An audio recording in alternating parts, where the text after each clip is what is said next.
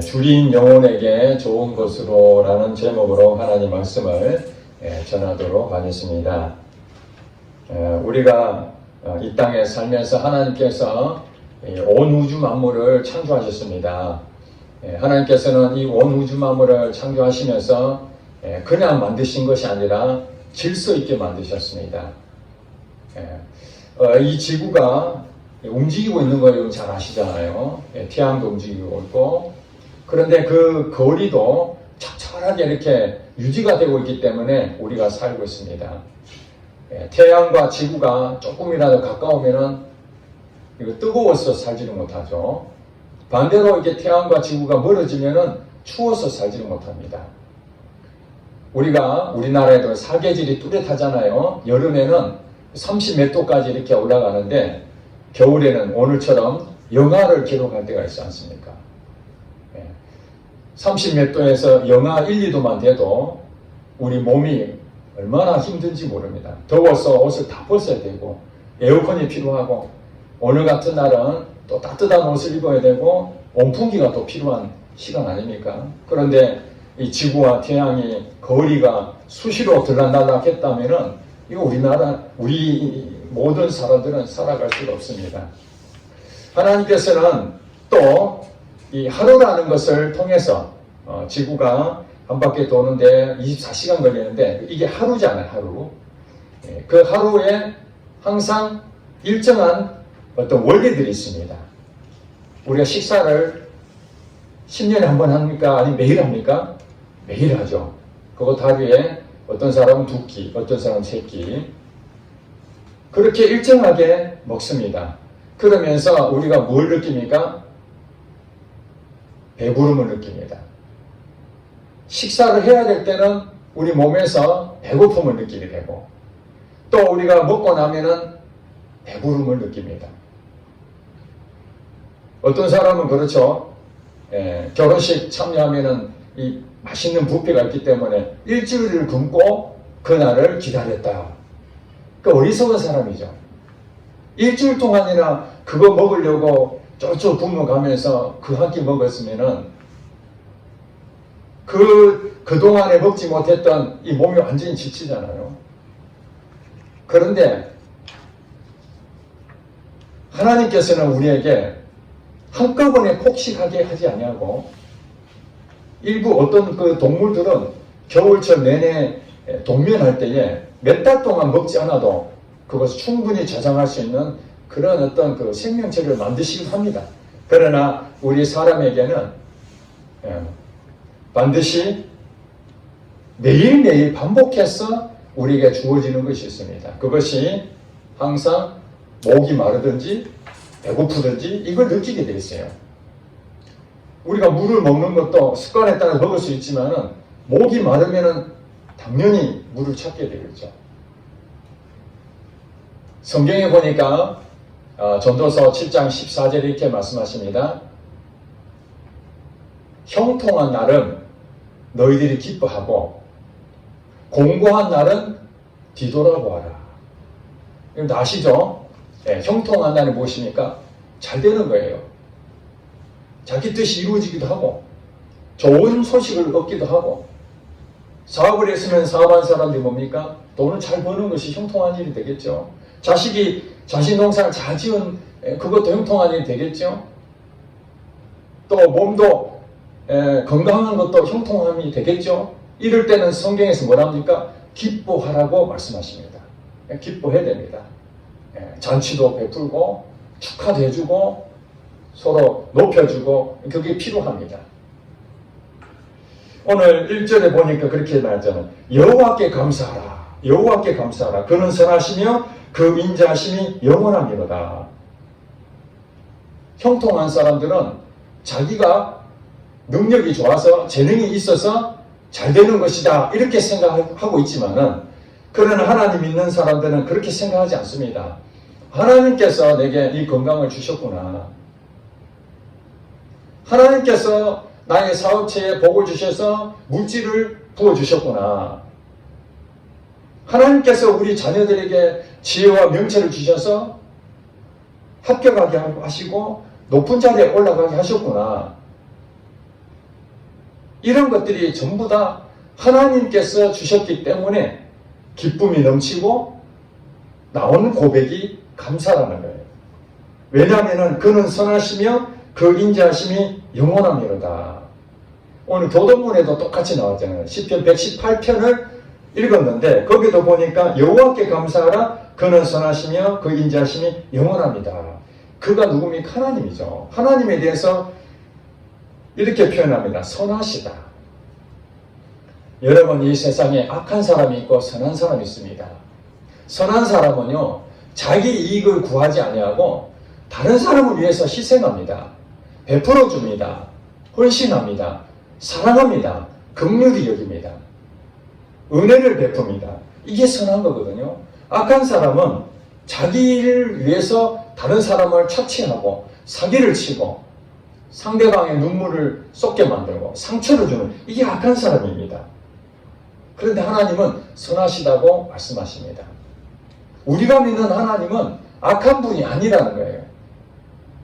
여러분, 60년대 그때 어린아이들 얘기 들어보면은 집에서 먹을 것이 없어서 가출해가지고 어디로 주러 갑니까? 서울로 가서 성공하려고 서울역에 내리면은 세상이 만만치 않거든요. 깡패단에 잡혀가지고 무슨 일을 시킵니까? 앵벌이를 시킵니다. 앵벌이. 그냥 동남질 하는 거죠. 그렇게 사는 사람이 얼마나 많았습니까? 이게 악한 거거든요. 하나님을 믿는 백성들은 절대로 악한 하나님이시면 우리는 앵벌이밖에 안 되는 겁니다. 하나님이 시키는 대로 이 세상 죽을 때까지 노예로 살다가 자유함이 없고 고생은 고생도 하고 그리고 나중에는 멸망당하는, 이게 나쁜 이 사람의 역할 아닙니까? 근데 하나님은 선하시다고 말씀하십니다. 실제로 예수를 믿는 사람들, 하나님 믿는 사람들은 그분이 참 선하시다는 것을 다 알기 때문에 지금 많은 사람들이 예수를 믿고 있는 것이죠. 그렇지 않습니까? 자기에게 도움이 안 되고 자기가 정말로 힘든데 억지로 교회 나오라고 나올 수가 없습니다. 하나님은 선하십니다. 그리고 인자하심이 영원하다고 설명합니다. 인자하시다. 여러분, 사람을 만났을 때 참 인자하다. 이 얘기 들으면 기분이 참 좋습니다. 얼굴 보니까 흠상궂다 이러면은 사람 살고 싶지 않잖아요. 인자하다. 자애롭다는 거죠. 사람에게 베풀고 호의를 베푸는 그런 넉넉한 그 인품, 그게 자애로운 사람이잖아요. 인자하시잖아요. 하나님이 바로 그런 분이라는 거예요. 그런데 형통할 때는 기뻐하라고 말씀하시면서 또 한편으로는 하나님 말씀하실 때 공고한 날이 이를 때에, 공고한 날이 무엇입니까? 어려움이 생길 때입니다. 인생을 살다 보면은 어려움을 당합니까? 안 당합니까? 한 명도 예외 없이 이 세상에 태어남과 동시에 좋은 일만 있는 것이 아니라 안 좋은 일도 있다는 것입니다. 성경이 그렇게 말씀하고 있습니다. 하나님은 이 세상을 지었기 때문에 사람들이 어떻게 사는지 다 알고 계십니다. 그것을 솔로몬 왕을 통해서 다 겪어보고 우리에게 너의 인생도 그렇게 살 거니까 너희들도 지혜를 가져라 하고 전도서를 썼거든요. 그 전도서에 형통한 날에는 기뻐하고 공고한 날, 좋지 않는 일이 있을 때는 어떻게 하라고요? 뒤돌아보아라. 뒤돌아본다는 말이 무엇입니까? 왜 이런 일이 생겼는지 곰곰이 한번 생각해 보라는 거예요.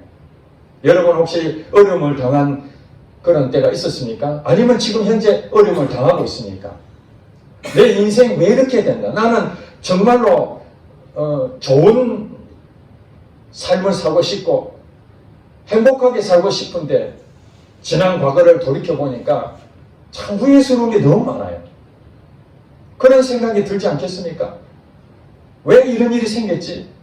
왜 내게 이 어려운 일이 왜 생기는 거야? 왜 나는 이렇게 하는 일마다 잘 안 되고 사람들한테 상처나 받고 경제적으로도 어려움이 생기고 왜 이렇게 되는 것이야? 이럴 때에 하나님 뭐라고 말씀하십니까? 한번 곰곰이 생각해 보라는 거예요. 왜 그런 일이 생기냐? 곰곰이 생각해 보라. 이것은 모든 사람에게 해당되는 것입니다. 내한테만 해당되는 것이 아니라 이 세상에 어떤 사람도 피해갈 수 없습니다. 모든 사람은 좋은 일이 있었고 나쁜 일이 반드시 있었을 것입니다. 앞으로도 여러분 인생 가운데 이 세상 끝날 때까지 좋은 일도 올 것이고 나쁜 일도 올 수가 있을 것입니다. 그때 여러분들은 좋은 일이 올 때는 감사하고 기뻐하시고 또 안 좋은 일이 생겼을 때는 곰곰이 생각해 봐야 됩니다. 그렇게 해서 내가 잘못 살았구나. 내가 선택을 잘못했구나. 이렇게 살면 안 됐었는데 그렇게 생각한다면 하나님 앞에 솔직하게 얘기하시면 됩니다. 하나님, 내가 하나님 뜻대로 살지 아니하고 내 마음대로 살아서 잘못된 선택을 해가지고 이럴 것 같습니다. 나를 용서해 주세요. 그렇게 하나님 앞에 구하면은 하나님께서 앞전에 말씀드린 하나님 어떤 분이라고요? 선하시기 때문에, 인자하시기 때문에. 여러분, 돈을 빌려줬어요. 어떤 분이 돈을 빌려줬어요. 그런데 돈을 빌려간 사람이 갚을 능력이 없어요. 갚을 능력이 없어요. 열심히 일해도 더 이상 갚을 능력이 없어요. 이렇게 게으른 것이 아닙니다. 어떻게 하다 보니까 정말 빚을 지게 됐고 피해를 주지 않으려고 했는데 어쩔 수 없이 부득이하게 피해를 줄 수도 있지 않습니까? 그때에 이 돈을 빌려준 사람 와가지고 돈 내놔라. 제발 이번만 기다려 주십시오. 지금 돈이 없는데 내가 어떻게든 갚겠습니다. 그때에 그 돈을 빌려준 사람이 너 장기라도 팔아서 내가 빚을 해야 되겠다. 아니면 네 몸을 팔아라. 이렇게 말을 한다면 어떻습니까? 물론 내가 빚을 졌기 때문에 빚을 갚아야 될 의무가 있겠죠. 그러나 내 장기를 팔아서라도 자기 돈을 반드시 받아내야 되겠다고 매일 찾아와서 윽박지르고 산에 가서 땅에 묻어버리겠다고 협박하고 이런 사람들은 악하다고 그러지 않습니까? 그런데 돈을 빌려준 사람이 돈이 없어가지고 어려운 형편을 알고 천천히 갚아도 괜찮아. 너부터 살아야 되지. 정 힘들면 안 갚아도 돼. 나는 넉넉하니까 괜찮아. 그리고 또 힘들면 내한테 언제든지 얘기해. 내가 또 빌려주든지 아니면 내가 다 너한테 그냥 줄게. 그런 사람이 있다면은 이게 선한 사람 아니겠습니까? 그게 자유로운 사람 아니겠습니까? 하나님이 그렇다는 거예요. 내 인생 가운데에 내가 실수하고 잘못된 삶을 살았을지라도 하나님 앞에 와서 하나님 내가 잘못했습니다. 하나님 나를 불쌍히 여겨주세요. 그렇게 했을 때 얘야 괜찮다. 너도 많이 힘들었지. 너가 실수할 수 있는 거야. 다시 한번 힘을 내고 용기를 가져. 이렇게 등을 두드려 주신 분이 하나님이시라고 말씀하고 있는 것입니다. 오늘 본문에 보니까 이스라엘 백성들이 또 하나님 믿는 사람들이 잘 되어서 하나님한테 감사하고 기뻐하고 이렇게 했는데 어느 날 어려움을 당하게 됐습니다. 이 본문에 볼까요? 4절에 보니까 그들이 광야 사막길에서 방황하며 거주할 성읍을 찾지 못하고 줄이고 목이 말라 그들의 영혼이 그들 안에서 피곤하였도다. 여러분, 광야 사막길에서 방황하며 거주할 성읍을 찾지 못했다는 말이 무엇입니까? 길을 잃어버리면은요, 사막에서 길을 잃어버리면은 물을 먹어야 되는데 또 음식을 먹어야 되는데 성읍을 찾아야지 거기서 음식을 먹을 수 있지 않습니까? 그런데 그것을 찾지를 못했다는 거예요. 그러면은 이 상황이 어떤 상황입니까? 안 좋은 일이 일어나게 된 것입니다. 형통하지 못한 일이 생기게 된 것입니다. 이럴 때에 목이 마르고 피곤한 상태에서는 어떤 상태가 되느냐? 그 다음에 그들이 이 상황에서는 길이 없잖아요. 먹을 물도 없고 먹을 음식도 없고 그러면요 기력이 다 쇠게 되면은 사람이 무엇만 보입니까? 먹을 것밖에 안 보여요. 심지어는 사막에서 목이 너무 마르니까 신기루가 있다잖아요. 실제로는 물이 없는데 물이 있는 것처럼 착각하는 것이에요. 여러분, 사람이 너무 간절하게 한다면 그것이 마치 현실처럼 느껴지잖아요. 아이를 갖기 너무나 원했던 사람이 입덧을 막 한다든지, 실제로는 임신하지 않았는데 아이를 너무너무 갖고 싶으니까 임신하는 그 이들이 자기 몸에 반응이 나타나는 거예요. 마찬가지로 목이 마르고 배가 고플 때, 그러면 당연히 찾을 수 있는 것이니까 먹을 거를 찾아야 되는 거죠. 이게 정상인 거예요. 목이 마른데도 가만히 있다든지 배가 고픈데도 가만히 있다든지, 이건 다 끝나는 겁니다. 인생 다 끝나는 거예요. 더 이상 소망이 없는 사람들은 배고프든지 아니면 목이 마르든지 아무 느낌이 없어요. 여러분, 그렇지 않습니까? 사람이 정상적이다면 배가 고프면 목을 찾습니다. 먹을 것을. 목이 마르면 마실 물을 찾습니다. 이게 정상적이라는 거예요. 그 다음에는 어떤 일이 벌어집니까? 정상적인 사람이라면 6절에 보니까 이에 그들이 근심 중에 여호와께 부르짖으매 그들의 고통에서 건지시고 또 바른 길로 인도하사 거주할 성읍에 이르게 하셨도다. 목이 마르고 배가 고픈 이들에게 그들이 근심을 가질 수밖에 없잖아요. 이 위기를 해결할 수 있는 유일한 방법은 하나님 앞에 가는 수밖에 없습니다. 교회를 안 다니는, 예수를 안 믿는, 하나님 모르는 사람들은 그걸 잘 모르니까 자기가 책임을 져야 돼요. 자기가 어디 가서 돈을 빌려오든지 아니면 먹을 것을 동경질을 하든지 형제들한테 가서 구걸을 하든지 어떻게 해서든 자기가 책임을 져야 됩니다. 그렇게 안 되면은 낙심하게 되고 절망할 수밖에 없지 않습니까? 그러나 하나님 믿는 사람들은 유일한 하나님이 나의 공급자시니까 그분은 선하시고 은혜를 베푸시는 분임을 알기 때문에 하나님 앞에 부르짖는다는 거예요. 하나님, 나를 도와주세요. 내가 많이 힘듭니다. 나를 도와주세요. 이렇게 하면은 하나님께서 뭐라고 얘기한다고요? 그들의 고통에서 건지시고, 고통에서 건지신다는 말이 무엇입니까? 그냥 애야 알았다 이걸로 끝난다는 말입니까? 그래, 내가 쌀 줄게, 내가 물 줄게, 그리고 물을 공급하지 아니하고 먹을 걸 주지 않는다면 이게 아무 소용이 없는 거죠. 여러분한테 와가지고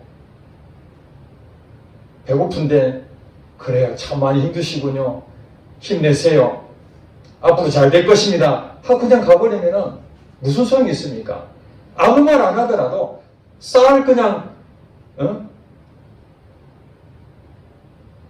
한 끼 먹을 정도라도 쌀이나 조금이라도 갖다 주고 가는 사람, 그 사람이 인자하는 사람 아닙니까? 고통에서 건져주는 사람 아니겠습니까? 하나님이 그렇게 말씀하십니다. 근심 중에 여호와께 부르짖는 사람에게 그 고통에서 건져주신다. 그리고 바른 길로 인도해 주신다는 거예요. 지금까지 잘못 살았던 것을 하나님은 가치 있는 인생으로 인생을 바꿔주시는 그런 하나님이시라는 거예요. 바른 길로 인도하사 거주할 성읍에 이르게 하셨도다. 그렇죠. 성읍이 있으면 먹을 것이 있으니까 그런 일들을 하나님이 하신다는 거예요. 그리고 8절에 보니까 여호와의 인자하심과 인생에 행하신 기적으로 말미암아 그를 찬송할지로다. 그러니 우리가 형통할 때, 잘 될 때는 하나님 감사합니다 이렇게 기뻐해야 되는 것, 그게 하나님 우리에게 주시는 은혜입니다. 반대로 어려움이 생길 때는 어떻게 하라고요? 그걸 하나님 앞에 엎드리는 거예요. 하나님, 나를 불쌍히 해주세요. 그러면은 하나님께서 그에게 기적을 베풀어 주신대요. 기적을. 사람이 힘으로 안 되는 것, 하나님의 능력을 하는 것이 기적 아닙니까? 기적을 베풀어 주십니다. 기적을 베풀고 난 다음에 어떤 일이 생깁니까? 회복이 됐으니까 다시 그를 찬송할지로다.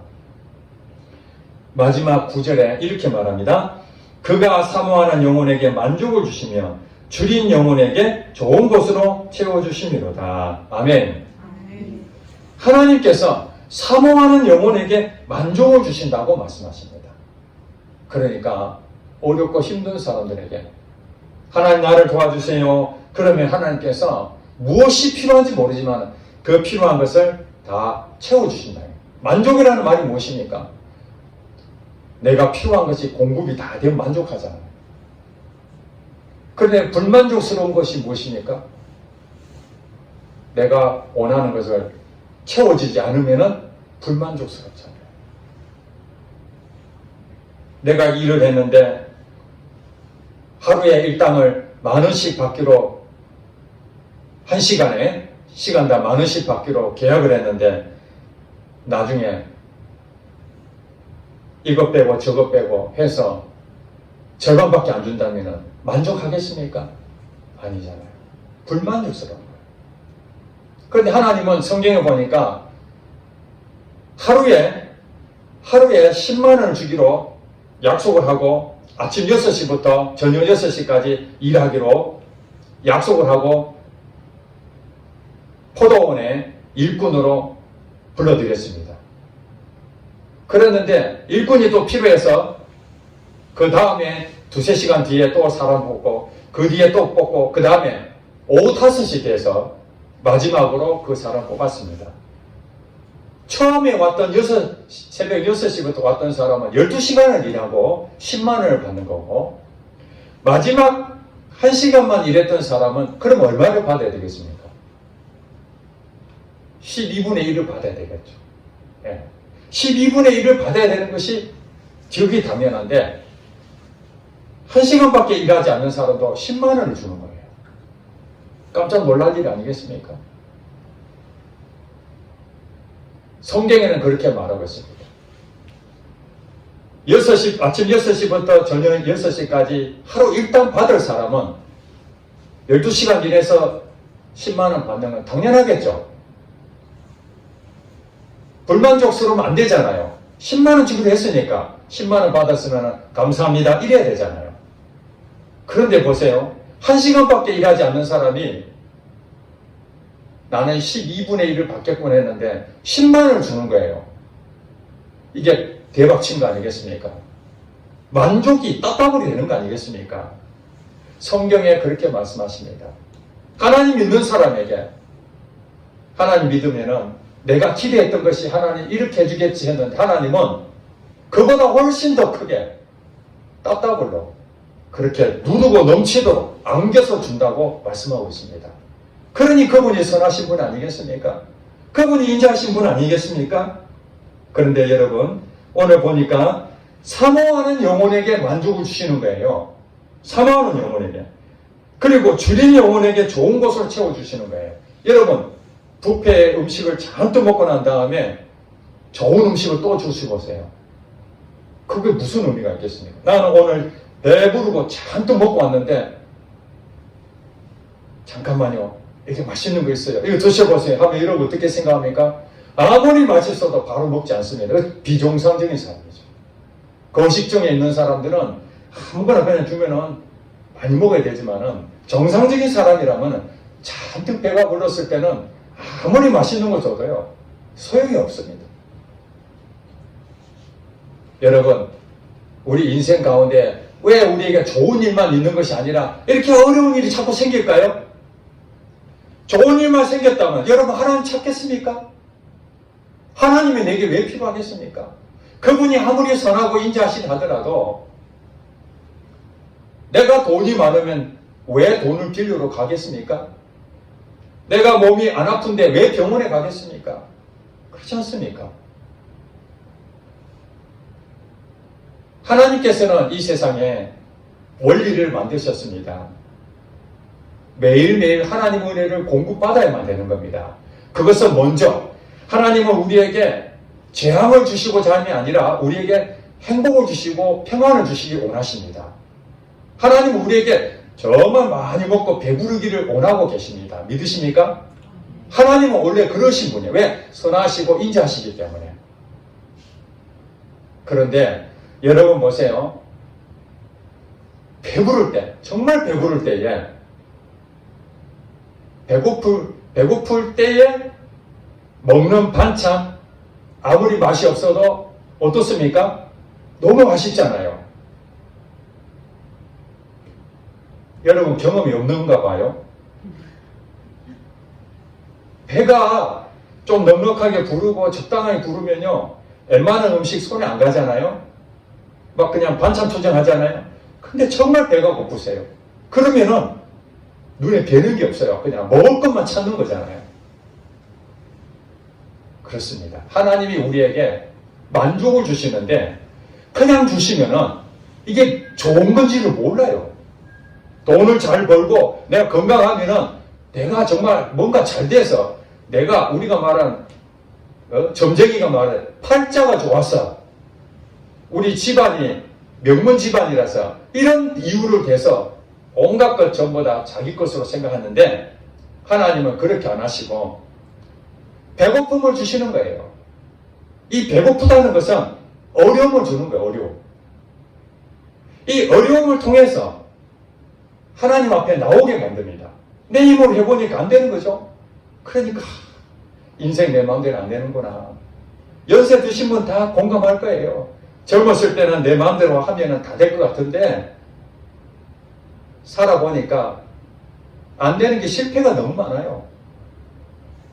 되는 듯 하면서도 또 실패할 때가 많잖아요. 그럴 때에 이제 하나님이 계시다면 내가 하나님 믿어야 되겠다.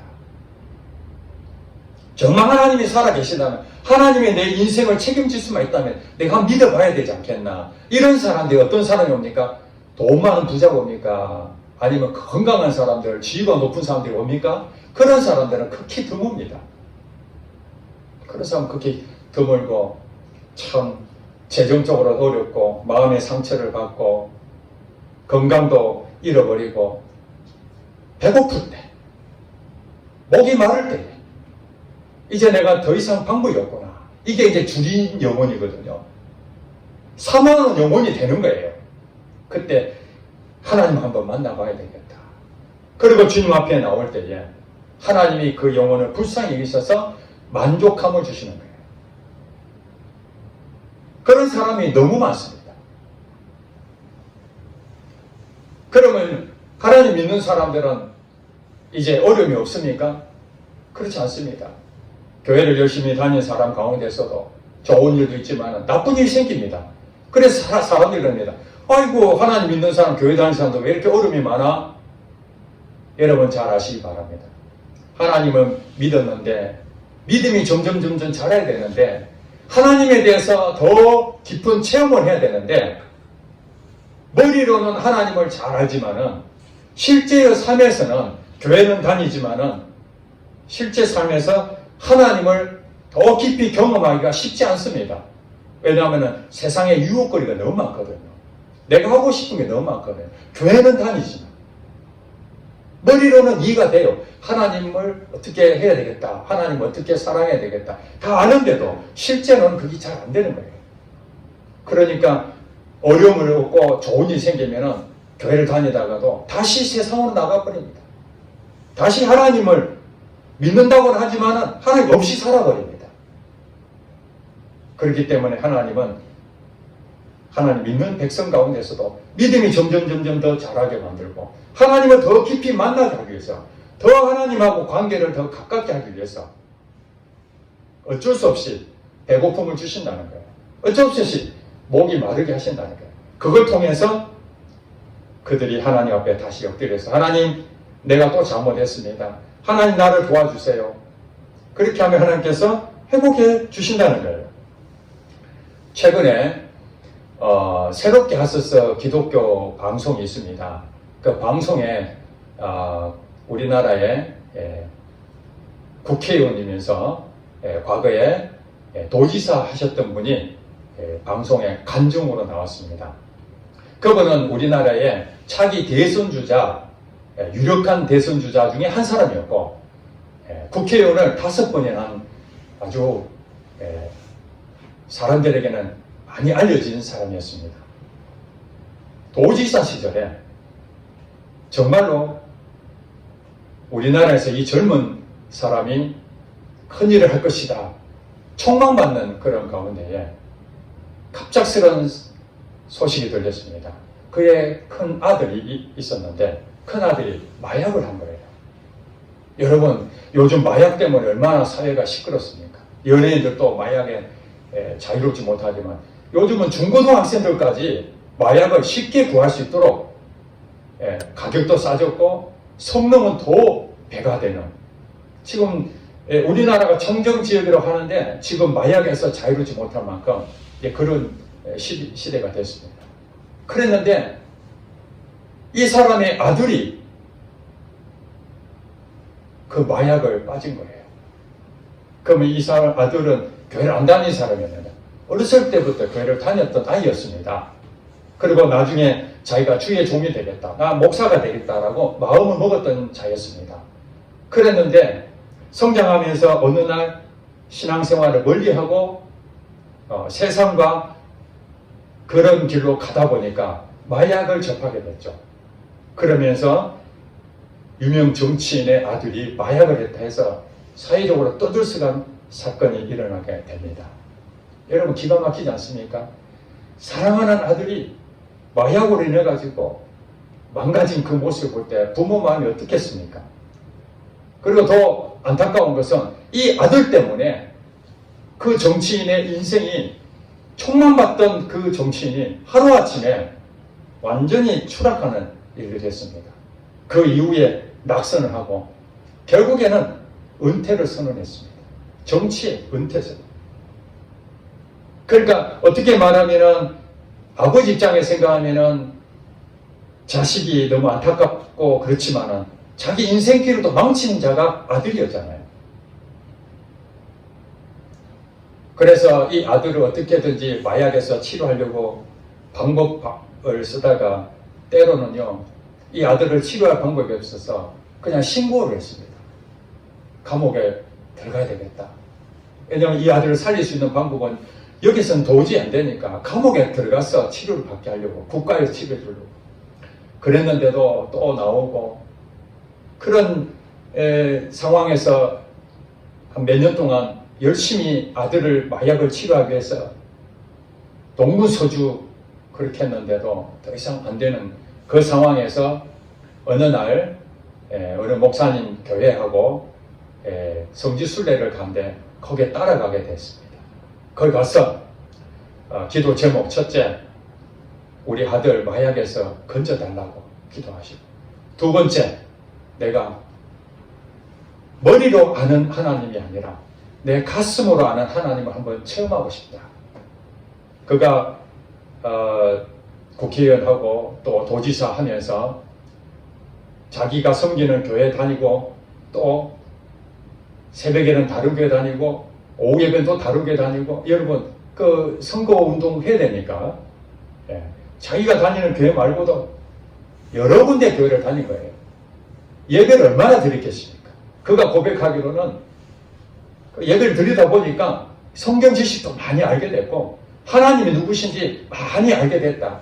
그런데 머리로만 알게 됐다는 거예요. 머리로만. 다 알아들었다는 거예요. 그런데 자기 아내를 보니까 눈물로 기도하고 막 즐거워하고 이런 거 보니까 나는 성령님을 체험을 해야 되겠구나. 하나님을 직접 만나야 되겠다. 가슴으로 아는 하나님 만나야 되겠다. 이러고 갔었다는 거예요. 그랬는데 그 우리가 말하는 그 마약을 치료하는 병원에 그 아들이 입원해 있었는데 보호자가 사인하지 않으면 못 나오는 상황에서 지금 성지순례에 안심하고 갔었는데 갑자기 그 아들이 병원에서 나오게 됐습니다. 뭐 자세한 상황을 제가 시간 관계에 설명을 못 드리고, 그게 나오게 되다 보니까 그 부모 입장에서 어떻겠습니까? 지금 그 아이가 나오면 바로 마약을 또 하게 되거든요. 병원에 입원해 있기 때문에 안심하고 갔는데 그래 걱정이 되는 거예요. 그래서 전화해가지고 빨리 이 아이를 신고를 한 거죠. 경찰을 고발해서 이 아이가 마약을 하는 아이니까 구속을 시켜달라고. 그런데 그것이 영장이 기각이 돼버렸어요. 어찌된 영문이죠. 구속이 되어야 그 아이가 마약을 안 할 텐데, 그런 상황에 정말로 힘든 상황이에요. 이게 목마름이거든요.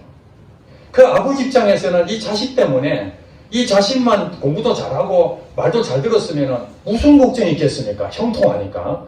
그런데 공고한 마음이 생기잖아요. 이 아이 때문에 자기 인생도 피지도 못하잖아요. 이 아이 때문에 어디 가서 뭐 말도 못하죠. 이 아이는 마약에 지금 중독돼서 빠져나오지 못하죠. 이런 상황에서 결국에는 하나님 앞에 부르짖습니다. 하나님. 막 그냥 원망도 들지 않겠습니까? 하나님. 이 아이의 마약을 해결하려고 이렇게 애를 쓰는데 왜 안 됩니까? 도대체 왜 그렇습니까? 하고 막 그랬더니 하나님이 그에게 이런 마음을 주셨다고 합니다. 그래, 너가 3년 동안이나 그 아이를 위해서 다 해봤지 않느냐? 그러니까 어떻더냐? 아무것도 안 되지.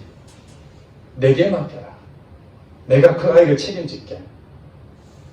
그 말을 듣는 순간에 그 원망하고 그 아이 때문에 너무 힘들어가지고 고통스러웠는데 하나님이 자기에게 나에게 맡겨라. 하나님께 맡겨라. 그 말 한마디에 바로 마음의 평안이 오고 아멘이 되고 걱정도 없어지고 그랬다는 거예요.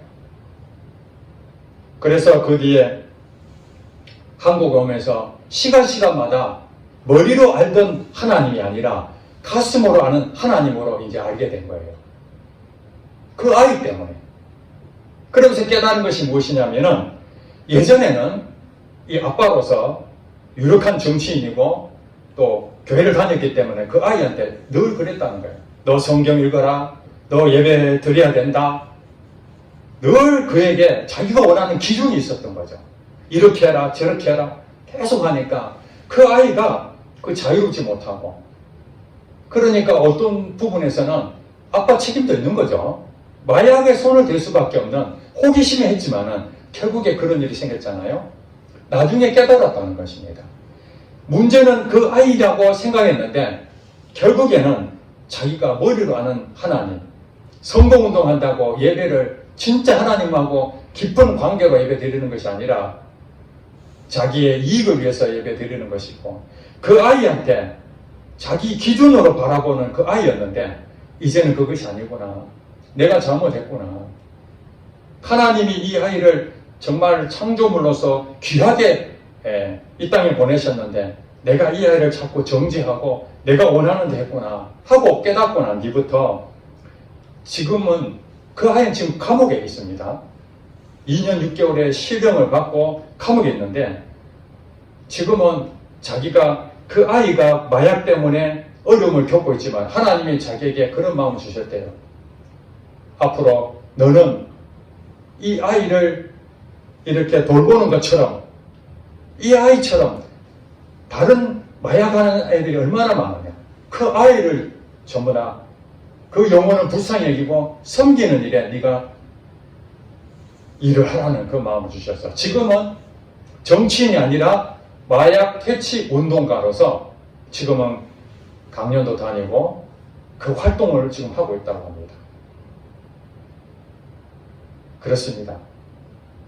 그 유력한 정치인이 가정이 행복하고 형통한 일만 있었으면 하나님을 머리로는 이해가 될지 모르지만 가슴으로 하나님 만나지 못했을 것입니다. 믿음도 없었을 것입니다. 그렇게 인생은 끝나고 죽는 것이 아니라 어려움이 생겨서 목마름이 있고 배고픔이 생겼을 때 하나님 앞에 가서 하나님 우리 아이 때문에 너무 힘듭니다. 그랬더니 하나님이 자기 자신을 만나주고 지금은 그 간증을 하는데 눈물을 흘리면서 지금은 늘 손수건을 갖고 다닌답니다. 왜냐하면 하나님 너무 감사해서 기뻐하니까.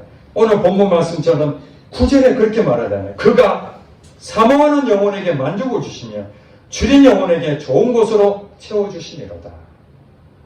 그렇습니다. 하나님은 우리에게 사모하는 마음을 주기 위해서 때로는 이렇게 어려움을 주신다는 거예요. 때로는 힘든 일을 주시는 겁니다. 상처받기도 하십니다. 때로는 자식이 잘못된 길을 걸어가는 일에 하나님께서 허락하실 수도 있습니다. 때로는 내 몸이 아플 수도 있습니다.